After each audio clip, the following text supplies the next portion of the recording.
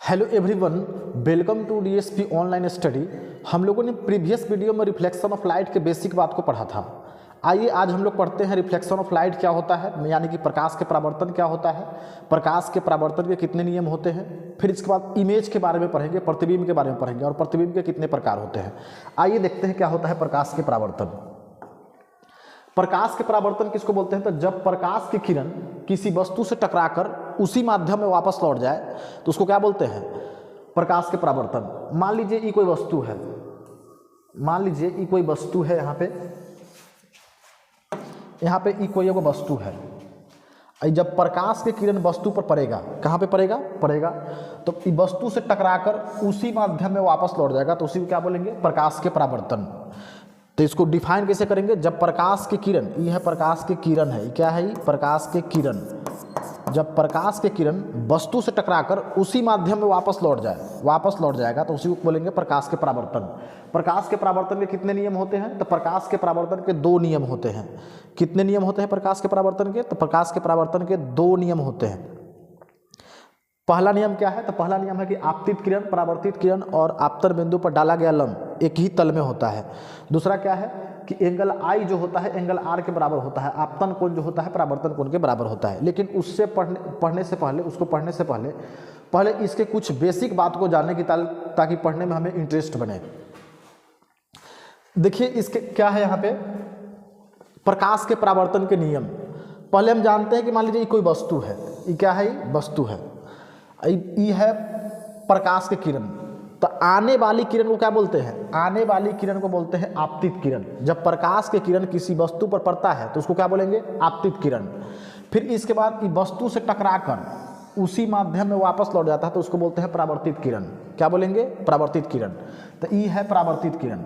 ये आपतित किरण जिस बिंदु पर पड़ता है उसको बोलते हैं आपतन बिंदु। क्या बोलते हैं इसको? आपतन बिंदु। इसको फिर से बोलेंगे, क्या बोलते हैं इसको? पहले जब प्रकाश की किरण किसी वस्तु पर पड़ता है तो उसको क्या बोलेंगे? आपतित किरण, चाहे आने वाली किरण को आपतित किरण। और जिस बिंदु पर पड़ता है उसको बोलते हैं आपतन बिंदु। बोलेंगे आपतित किरण जिस बिंदु पर पड़ता है तो उसको क्या बोलेंगे? आपतन बिंदु।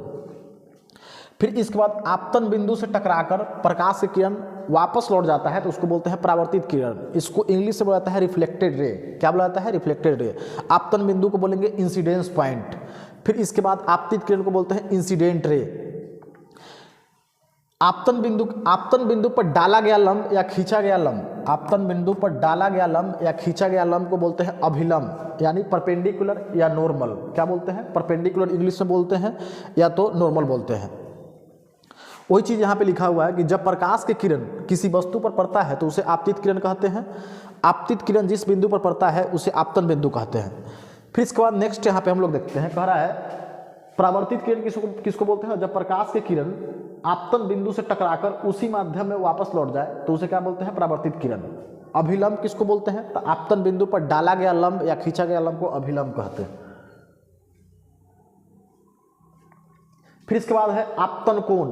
आपतन कोण किसको बोलेंगे? तो आपतन कोण जो है अभिलंब, यहाँ पे है अभिलंब और आपतित किरण के बीच बने कोण को क्या बोलेंगे? उसको बोलते हैं आपतन कोण। इसको बुलाया जाता है एंगल ऑफ इंसिडेंस। इंग्लिश में क्या बोलेंगे? Angle of incidence. इसको आई से सूचित किया जाता है। फिर इसके बाद देखिए ये क्या है? परावर्तित किरण और अभिलंब। परावर्तित किरण और अभिलंब के बीच बने कोण को क्या बोलेंगे? तो इसको बोलेंगे परावर्तन कोण। क्या बोलते हैं इसको? परावर्तन कोण। परावर्तित किरण और अभिलंब के बीच बने कोण को बोलते हैं परावर्तन कोण। इसे आर से सूचित किया जाता है। इसको इंग्लिश में बोलेंगे एंगल ऑफ रिफ्लेक्शन। इसके बाद हम लोग देखते हैं प्रकाश के परावर्तन के नियम। तो प्रकाश के परावर्तन के दो नियम होता है। पहला नियम क्या कहता है? तो पहला नियम कहता है कि देखिए आपतित किरण, परावर्तित किरण और आपतन बिंदु पर डाला गया लंब एक ही तल में होता है, चाहे एक ही समतल पर होता है। दूसरा नियम क्या कहता है? आपतन कोण आई और परावर्तन कोण आर आपस में क्या होता है? हमेशा बराबर। क्या होता है? बराबर होता है। और इसके बाद नेक्स्ट टॉपिक है प्रतिबिंब। इसको इंग्लिश में बोलेंगे इमेज। क्या बोलते हैं? इमेज बोलते हैं। तो क्या है? जब किसी वस्तु को दर्पण के सामने रखा जाता है, कोई भी वस्तु को जब दर्पण के सामने रखा जाता है तो दर्पण में उसकी आकृति बन जाती है। दर्पण में क्या बन जाएगा? उसका आकृति बन जाता है। तो दर्पण में बनी आकृति को ही क्या कहते हैं? प्रतिबिंब कहते हैं। क्या बोलते हैं? प्रतिबिंब कहते हैं। प्रतिबिंब जो होता है दो प्रकार का होता है। एक होता है वास्तविक प्रतिबिंब, एक होता है काल्पनिक प्रतिबिंब। प्रतिबिंब के दूसरा डेफिनेशन ये भी बोल सकते हैं कि प्रकाश के परावर्तन या अपवर्तन के बाद दो या दो से अधिक प्रकाश की किरणें किसी बिंदु पर मिलता है या मिलता हुआ प्रतीत होता है, तो उसको क्या बोलते हैं, उसको बोलेंगे प्रतिबिंब। प्रकाश के परावर्तन या अपवर्तन के बाद दो या दो से अधिक प्रकाश की किरण वास्तव में मिलता है या मिलती हुई प्रतीत होता है, एक बिंदु पर मिलता है या मिलती हुई प्रतीत होता है, तो उसको क्या बोलेंगे, उसको बोलते हैं प्रतिबिंब। प्रतिबिंब कितने प्रकार के, तो प्रतिबिंब जो होता है दो प्रकार का होता है। पहला है रियल इमेज, जिसको हिंदी में बोलेंगे वास्तविक प्रतिबिंब। दूसरा है वर्चुअल इमेज, जिसको बोलते हैं काल्पनिक प्रतिबिंब या आभासी प्रतिबिंब। वास्तविक प्रतिबिंब किसको बोलेंगे, तो जब प्रकाश के किरण प्रकाश के परावर्तन या अपवर्तन के बाद दो या दो से अधिक प्रकाश की किरण एक बिंदु पर वास्तव में मिलता है, तो उसको क्या बोलेंगे, उसको बोलते हैं वास्तविक प्रतिबिंब। वास्तव में मिलेगा दो या दो से अधिक प्रकाश की किरण, दो या दो से अधिक प्रकाश की किरण बोलेंगे इसको ऐसे, प्रकाश के परावर्तन या अपवर्तन के बाद दो या दो से अधिक प्रकाश की किरण, दो या दो से अधिक प्रकाश की किरण वास्तव में किसी बिंदु पर मिलता है, तो उसको क्या बोलते हैं, वास्तविक प्रतिबिंब। अच्छा, वास्तविक प्रतिबिंब को क्या करते हैं, तो वास्तविक प्रतिबिंब को हम लोग पर्दे पर प्राप्त किया जा सकता है। वास्तविक प्रतिबिंब जो होता है वस्तु की अपेक्षा हमेशा कैसा बनता है, उल्टा बनता है। ये क्या होगा, वास्तव में मिलता है, वास्तव में मिलता है, वास्तव में मिलता है, वास्तव में मिलता है। दो बिंदु पर वास्तव में मिलेगा, एक बिंदु पर दो गो रेखा जो है वास्तव में मिलेगा, ई मिलता है। ई इसको पर्दे पर प्राप्त किया जा सकता है, पर्दे पर प्राप्त किया जा सकता है।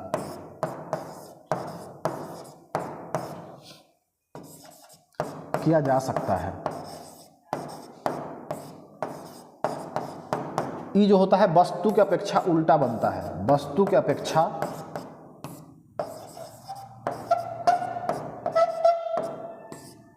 उल्टा बनता है। वास्तविक वस्तु की अपेक्षा कैसा बनेगा, उल्टा बनता है। अच्छा, काल्पनिक प्रतिबिंब कैसा होता है, इसको एक और नाम है आभासी प्रतिबिंब, इंग्लिश में बोलते हैं इसको वर्चुअल इमेज। तो दो या दो से अधिक प्रकाश की किरणें, चाहे बोलेंगे प्रकाश के परावर्तन या अपवर्तन के बाद दो या दो से अधिक प्रकाश की किरणें वास्तव में किसी बिंदु पर नहीं मिलता है, सिर्फ मिलता हुआ प्रतीत होता है, तो उसको बोलते हैं आभासी प्रतिबिंब, काल्पनिक प्रतिबिंब। इसमें लिखेंगे यह वास्तव में नहीं मिलता है, वास्तव में नहीं मिलता है।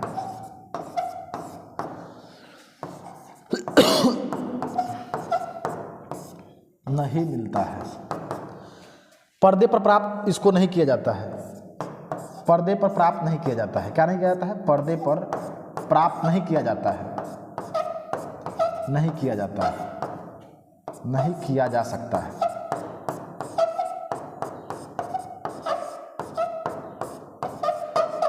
तीसरा क्या है, तो वस्तु की अपेक्षा हमेशा सीधा बनता है, सीधा बनता है। कैसा बनता है, ये सीधा बनता है।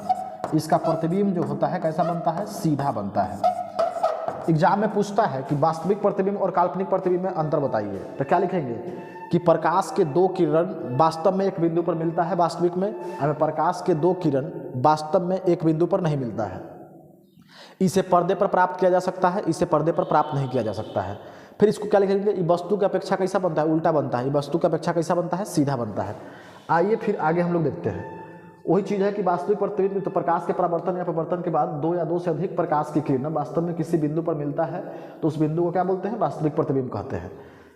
वास्तविक प्रतिबिंब इसे पर्दे पर प्राप्त किया जा सकता है, या वस्तु की अपेक्षा कैसा बनता है, उल्टा बनता है। काल्पनिक प्रतिबिंब क्या होता है, तो आइए काल्पनिक प्रतिबिंब देखते हैं हम लोग आगे।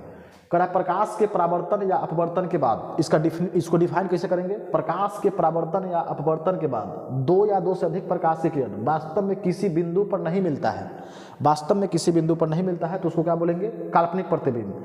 इसे पर्दे पर प्राप्त नहीं किया जा सकता है। यह हमेशा कैसा होता है, तो यह हमेशा सीधा होता है, वस्तु के क्या होता है, सीधा होता है।